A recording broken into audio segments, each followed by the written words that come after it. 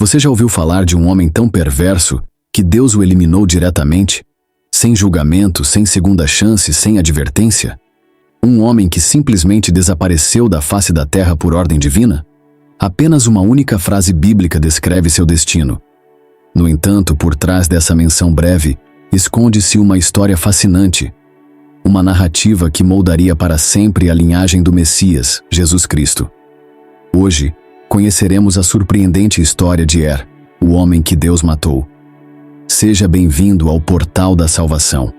Hoje mergulharemos juntos em uma das histórias mais obscuras e impactantes da Bíblia.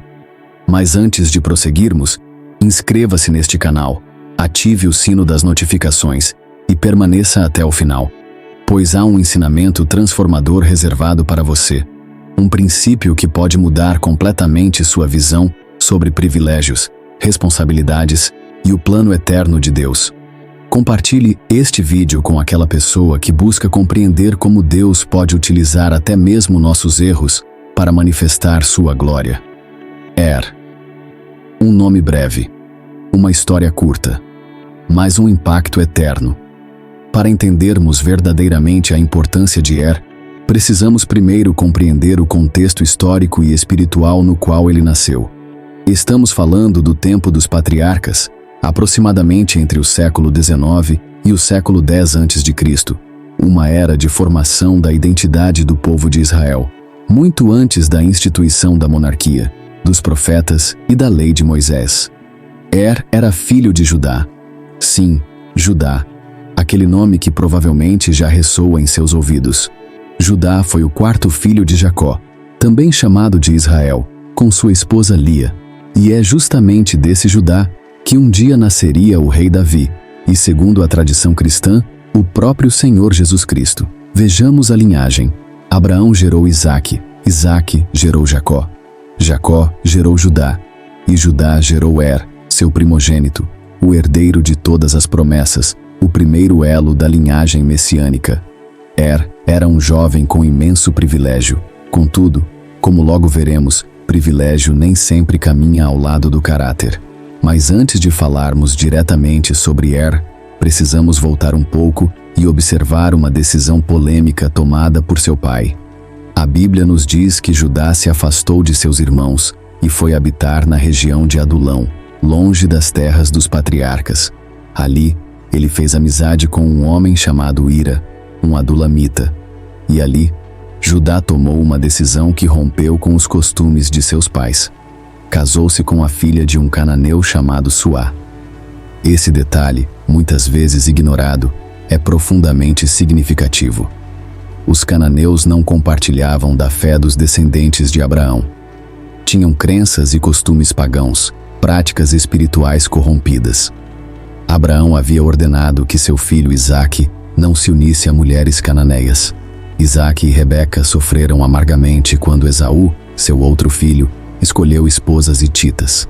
E agora, Judá, portador da promessa divina, mistura seu sangue com o povo da terra. É nesse cenário de mistura espiritual e cultural que nasce Er, o primogênito de Judá. Um menino nascido entre dois mundos, herdeiro das promessas de Abraão, mas criado sob a forte influência da cultura cananeia. As escolhas do pai geraram consequências amargas no filho. O livro de Gênesis, capítulo 38, versículo 3, registra de maneira direta: E ela, a filha de Suá, concebeu e deu à luz um filho, e chamou-o Er. Er nasce como primogênito, uma posição de imenso valor nas culturas antigas. Ele seria o herdeiro principal dos bens do pai, responsável por liderar a família após a morte de Judá. Receberia uma bênção especial, uma porção dobrada da herança. Mais do que isso, sobre seus ombros repousava o legado espiritual de toda a nação. Era por meio dele que as promessas feitas a Abraão deveriam continuar. Em ti serão benditas todas as famílias da terra. A Bíblia silencia sobre a infância de Er. Não revela que tipo de educação recebeu ou que valores absorveu. Mas podemos deduzir que cresceu em um lar espiritualmente dividido, entre a herança hebraica e os costumes pagãos da mãe cananeia. O nome Er, curiosamente, significa vigilante em hebraico, Irônico, pois suas atitudes demonstrariam justamente o oposto: uma profunda cegueira espiritual. Quando Hera atinge a idade adulta, seu pai Judá escolhe para ele uma esposa, Tamar. O nome Tamar, que significa palmeira em hebraico, simboliza retidão e força. A Bíblia não revela se Tamar era descendente de Abraão ou se também era cananeia.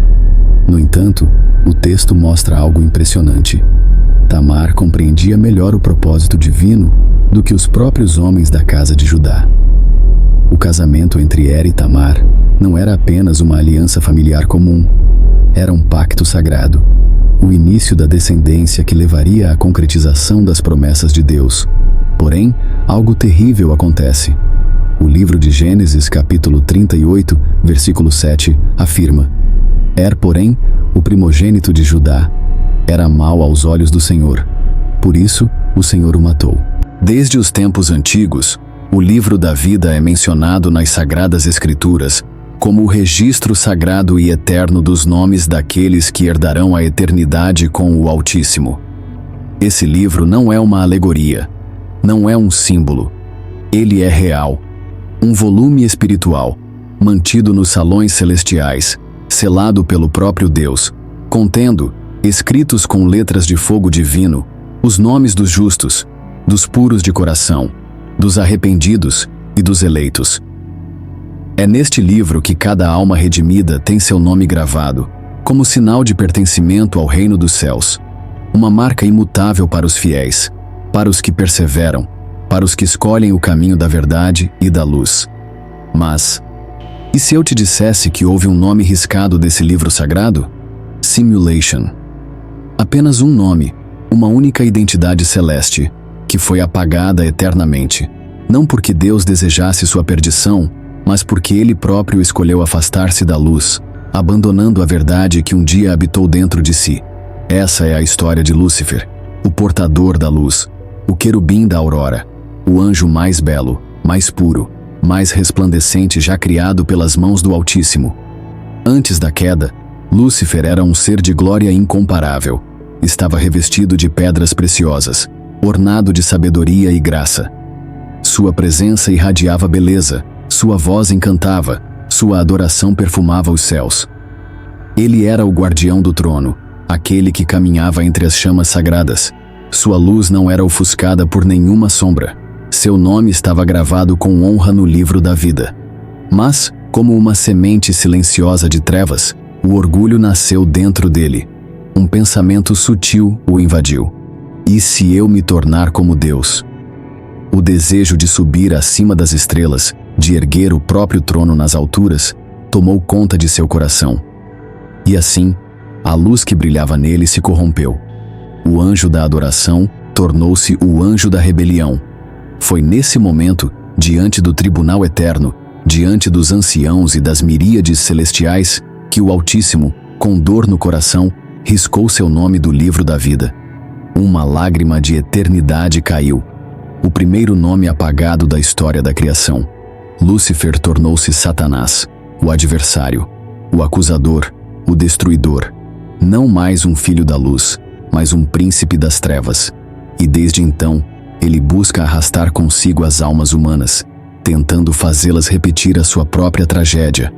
Escolher a separação de Deus, porque ele sabe, ele viu com seus próprios olhos, o que significa ser apagado do livro da vida.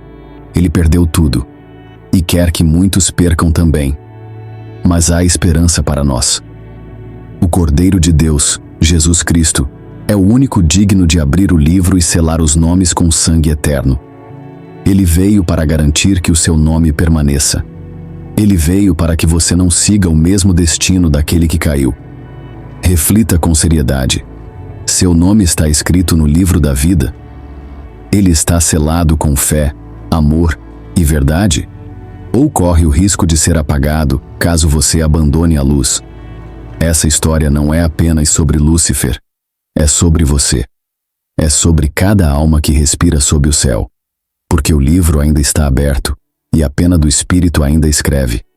Se esta mensagem tocou o seu coração, curta, comente e compartilhe. Deixe sua opinião, ela é valiosa para nós. E se ainda não for inscrito, inscreva-se no canal e ative o sino de notificações para continuar recebendo conteúdos como este, revelações profundas, histórias celestiais e verdades eternas. Que o seu nome jamais seja apagado do livro da vida.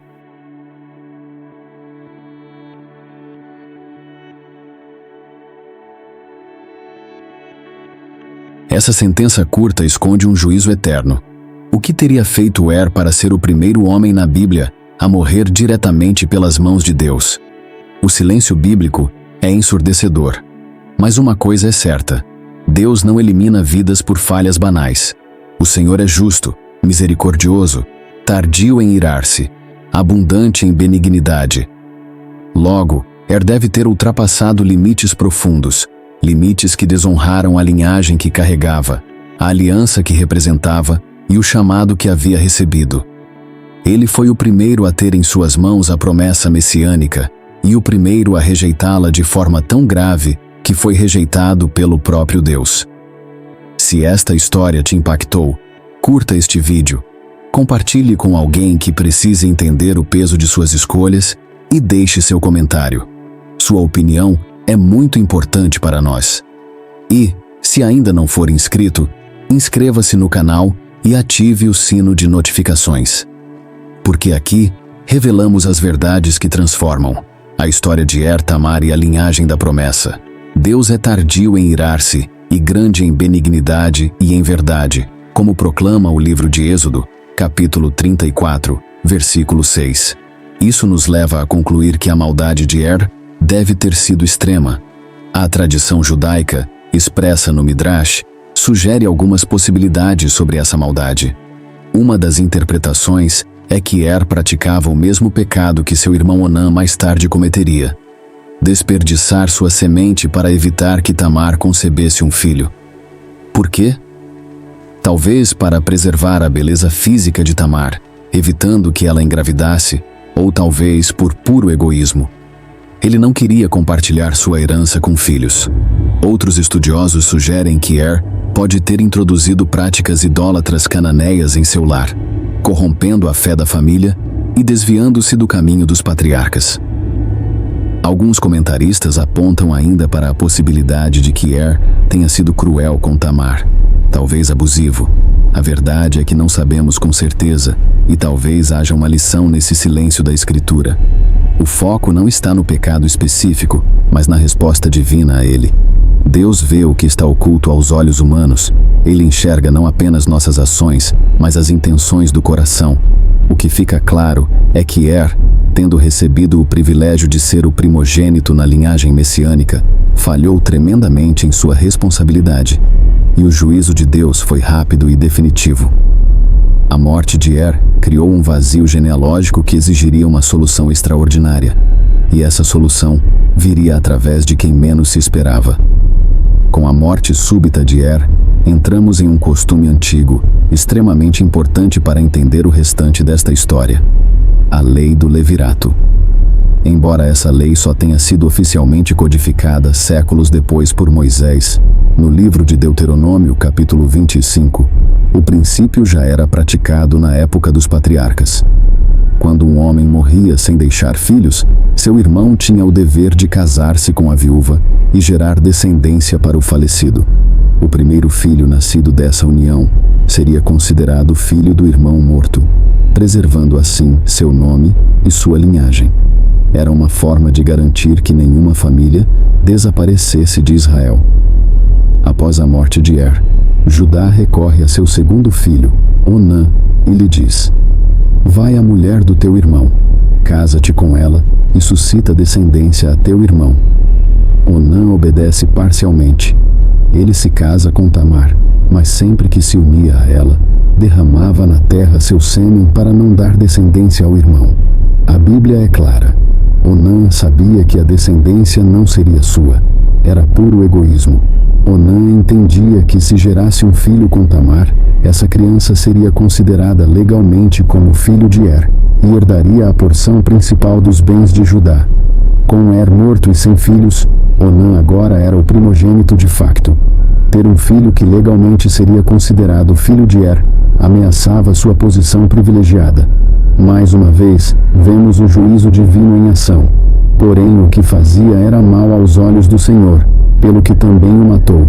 Duas mortes na mesma família, pelo mesmo motivo: egoísmo e rebeldia contra o propósito divino. A família de Judá agora enfrentava uma crise sem precedentes. O plano divino parecia ameaçado por um ciclo de desobediência e julgamento. O que aconteceria com a linhagem prometida? Depois da morte de 2 filhos em circunstâncias semelhantes, Judá entra em pânico. Ele tem um terceiro filho, Selá, mas teme que ele também morra se casar com Tamar.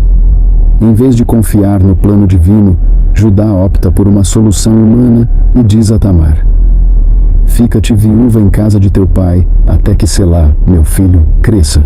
Mas a Bíblia revela suas verdadeiras intenções. Porquanto disse: "Para que porventura não morra também este como seus irmãos." Judá estava usando uma desculpa para afastar Tamar, sem intenção real de cumprir sua promessa. Tamar, obediente, volta para a casa de seu pai e espera. Meses se passam, anos talvez. Selá cresce e atinge a idade de casar-se, mas Judá não cumpre sua palavra. Tamar permanece viúva, sem filhos, sem posição social, sem futuro. Este é um dos momentos mais dramáticos da narrativa. A promessa divina, a linhagem que deveria conduzir ao Messias, está ameaçada, não por inimigos externos, mas pelo medo e pela desobediência daqueles que deveriam preservá-la. Tamar compreende que seu sogro não tem intenção de dar-lhe Selá como marido. Ela se vê em uma situação desesperadora, viúva 2 vezes, sem filhos, sem perspectiva de futuro. Mais do que isso, ela percebe que a linhagem sagrada está em risco. Quando os homens falham, Deus frequentemente usa o improvável, e neste momento crítico, seria uma mulher viúva quem restauraria o que 3 homens haviam destruído. É neste ponto que Tamar toma uma decisão audaciosa, controversa e que mudará o curso da história. Ela descobre que Judá, recentemente viúvo, está indo a Timna para a tosquia de suas ovelhas. Tamar conhece bem seu sogro e sabe que este é um momento de celebração, quando os pastores costumam ser mais indulgentes consigo mesmos. Então ela elabora um plano ousado. Tira suas vestes de viúva, cobre-se com um véu e senta-se à entrada de Enaim, no caminho para Timna. Para todos os efeitos, parecia uma prostituta cultual, figura comum nos cultos cananeus. Judá a vê, mas não a reconhece. Aproxima-se e propõe deitar-se com ela. Tamar, astutamente, negocia o pagamento. "Que me darás para que entres a mim?" Judá promete enviar-lhe um cabrito do rebanho. Tamar, pensando adiante, pede garantias. "Deixa-me um penhor até que o envies." E quais objetos Judá entrega como garantia? Seu selo, seu cordão e seu cajado. Esses não eram objetos quaisquer. Eram os símbolos de sua identidade e autoridade. O selo era usado para autenticar documentos. O cordão provavelmente sustentava o selo. O cajado tinha marcas distintivas que identificavam seu proprietário. Era como se Judá tivesse entregado seus documentos de identidade, seu cartão de crédito e as chaves de sua casa. Objetos pessoalíssimos que o identificavam inequivocamente. Após o encontro, Tamar retorna para casa, volta a vestir suas roupas de viúva e aguarda. Quando Judá envia o cabrito prometido através de seu amigo Adulamita, a suposta prostituta não é encontrada. Ninguém naquela cidade conhecia tal mulher. 3 meses depois, chega a notícia: Tamar, tua nora, adulterou, e eis que está grávida do adultério. A reação de Judá é imediata e severa. Tirai-a fora para que seja queimada. O plano de Tamar agora parecia ter se voltado contra ela.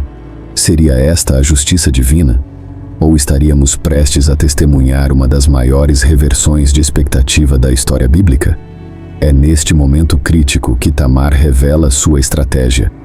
Quando estão levando-a para ser executada, ela envia a Judá os objetos que ele lhe dera como penhor, o selo, o cordão e o cajado, com uma afirmação poderosa: "Do homem de quem são estes objetos eu concebi.